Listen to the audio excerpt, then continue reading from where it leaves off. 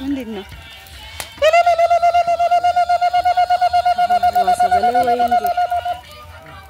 Sagalee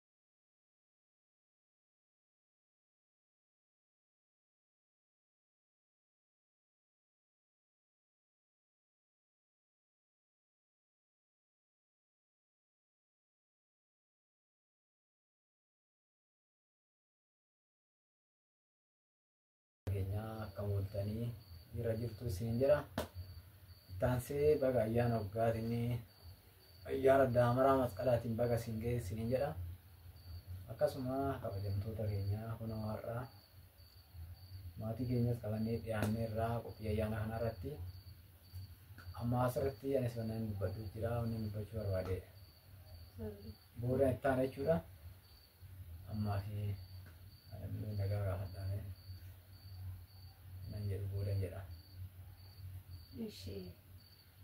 kabajamtoota hordoftoota keenyaa akka mooftanii nagaa keessanii baga nagaa taatanii fayyaa taatanii yeroo kana geessanis niin jecha egaa akkuma beekamu har'i ayyaana waggaa fi ayyaana gubaa masqalaa jechuudha baga itti siin ga'e egaa hundumti keessan warri biyya ormaa keessa jirtanis warri biyya keessa jirtanis baga itti siin ga'e ayyaanni bakkuma jiranitti isiniin jechuun jaaladha. Egaa yoo rabbi jedhe immoo nama biyya keessatti galee dabarsuu isinaa taasisu warroonni biyya ormaa irra caalaa isaantu kan nu hordofu isiniin jechuu jaalannaa. Egaa har'i amma gubaa gubnee ol deebinee jira jechuudha. Gubaa gubnee ol deebineen boodatti immoo kinoo haala kanaan mijuu dhiyeeffannee akkasumas immoo Saadiqii jedhama. Isa sanis dhiyeeffannee teenyee jechuudha. Ayyaana keenya gammachuu guddaadhaan kabajachaa jirra siniin jedha. Karaa qaama sadaffaa Addimastu. Addimastu asiistemii hordoftoota nagaan baafadhu. Galatooma carraa waan naa kennitanii fi hashama harka fuunee kabajamtoonni fi hordoftoonni maatii keenya taatan hundi keessanuu kan biyya keessa jirtanis kan biyya ambaa keessa jirtanis nageenyi araarri waaqayyo isiniif haa baay'atu. Akkasumas baga ayyaana bara 2018 ayyaana daamaraa ayyaana masqalaatiin isiniin ga'e amiin. Baga hunda keenyanii nuuf nu ga'e ayyaanni kun kan jaalalaa kan gammachuu nuuf haa ta'u. Waaqayyo akkasumatti immoo biyya keenyas biyya nagaa biyya gammachuu nuuf haa godhu isiniin jenna. Eebbifamaa carraa waan naa kennitaniif. Baay'ee faadha galatooma isinillee ammaa fi anillee xiqqoo wanni yaada qabadhee har'a dhiyaadhe akkasuma amma ani xiqqoo waatu natti dhagame wanni natti dhagame kunis maal jettan ani garuu waldhabbiin keessan kun baay'ee natti ulfaate.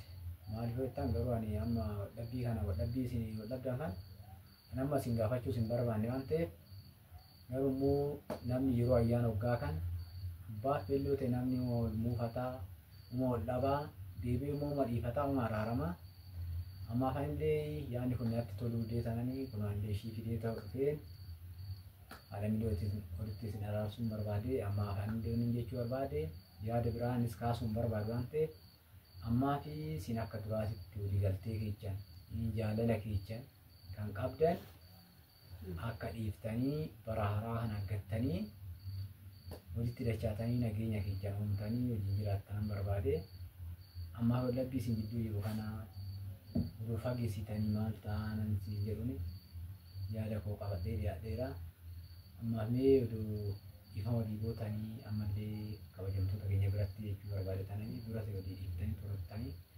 ammas irra deebi'anii garmaa walii dhiisadhaa jechuu barbaadatanii hordoftoonni keenyas akka dhaga'an jechuu barbaadatan.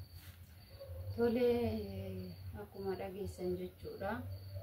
Jalqaba irratti viidiyoo keenya warroon hordofaa jirtu jechuudha. Hedduu keessanii egaa mastuun xinnoo ishii natti mufattee jirti. Egaa ani immoo waan sirriin dubbadhe waan sirriin gorse waan natti fakkaate kan ishiidhanis waan akkasiisan jechuudha. Tarinatu dogoggoree ta'a. Namni karaa barbaade ofiisaatii yoo deeme namni tokko immoo yoo hin ta'u agan jaaladhu hin jedheeni malee jibba ishii qabaadhee miti. Akkasumas immoo akka isheen kophaa taatu si hin barbaadu. Kanaafuu immoo baganaa dhuftee obboleettii xiyyaa addasna jedhee jira jechuudha.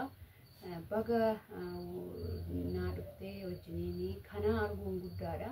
Namni kana wajjiniin arguun baay'ee guddaadha dhugaa dubbachuuf taananii. Kanuma ani gama kootiin mufannaa ishii yoo narraa qabaatte malee ani ittiin mufannee akka obboleettii xiyyaatittan itti hime malee wanti inni ishii balleesses jiraachuu danda'a. Kaabadii ofii namni ofirratti hin beeku abbooma nama hubate santu beeka waan ta'eef yoo si balleessee yoo ni dogoggoraa waan tokko dubbadhee si haarsee jiraadhe dhiifama guddaa isin jechuu jaaladha obboleettii kooyi ani dhiifama si gaafadheera. Ana rakkoo hin qabu dhiifamni kan waaqayyooti. Ani rakkoo hin qabu ani dhiisee jira. Namni tokko oguma nama jaalatu nama gorsaa oguma nama jaalatu namatti hima. Atis jibba koo qabaattee osoo hin ta'in oguma na jaalattu jette anis immoo waanuma natti fakkaateen godhe waanuma hundumaafiyyuu rakkoo hin qabu. Jechuu barbaada kan darbe ganna darbe mana ijaaranii kanuma dhufuuf mana ijaaruu mutire kanuma ofofootifiifu akka naaf taraddaatuun barbaade malee akka naallottu hin barbaanne lamaan iyyuu anillee dhiifama naaf godhii hin jedhee kanan jira. Ani durallee Ifa walii godhaadhaa akkasii. Akkami egaa wantoota walii galattanii akkatti wal dhabdanii. Ani dubbadha booda. Namni maatiin ni jira kanoo sin dhagaye. Waan ofii ishiitii barbaadde beekaa milkeeffattu ani dura akka gorsaatti an dubbadhe amma boodatti wanti na dubbisu waan jira natti fakkaatu. Egaa kana fakkaataa ani baay'een gammadeera dhugaa dubbachuuf taananii hundi keessanuu galatuumaa warri nu loltanis warri immoo waa hundumaanuu ulfaadhaa jechuun barbaada. Abbaa miliyoonaatillee jalqaba irratti baay'ee naannoottee turte garuu immoo hordoftoota kiyyaan gaheen ture isuuf dallee naan jedhanii haa ta'uti immoo loluun kee gaariidha jechuun namni yoo dogoggore isirraa haa kinoo ammoo hani laalladheen jira dhiiseen jira hundumaafuu baga itti isin gahee kana caalaa ammoo nama viidiyoo gaariidhaan walitti deebi'u nu haa taasisu horaa bulaa. Ayyee amma ulfaadha sinillee araaramuu keessaniif ulfaadha namu akkatti wal jaalatee wajjin taa'ee wajjin buna dhugee waan baay'ee wajjin dabarseetu namni beektaa namni wal jaalatu wal dhabuu isaanaaf maaliif akka feellee ta'e wal dhabuu namni immoo isaatti wal dhabe booda immoo gaafuun beekama jiru waan ta'eef ammaaf tarii akkuma ammattan kana namni yoo waan tokko dongore lakkii waan akkanaaf kun dongorarraa waan akkanaatti irraa gorii. Kun marii namni wal gorsuudha. namni hin dongoraa kanaafuu wanni akkana lammata akkasinitti hin deebine illee kabajamaa ulfaadhaadha. Ayyaana gaarii isiniif haa ta'u walii hundi keenyaan isin jedha. Amma ulfaadhaadha kabajamaa jechuu barbaadeni.